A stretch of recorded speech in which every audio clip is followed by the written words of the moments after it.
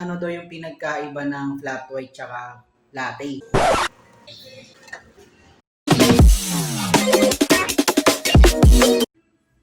Welcome back sa channel ko mga KaPour, mga KaFix. So ngayon, try kong i-share kung paano texturing ng flat white at ang texturing ng cafe latte. Meanwhile, Pa-analyze ng mabuti na makatulong kung nahihirapan sa art na yun. Thank you. Please like and share. a few inches later.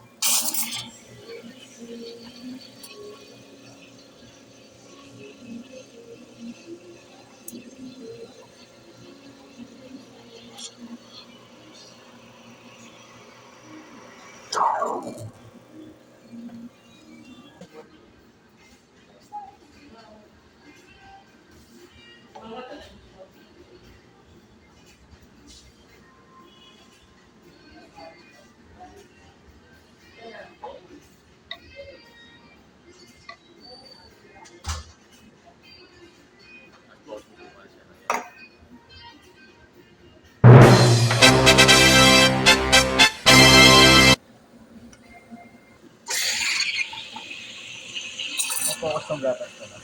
Focus ng gatas.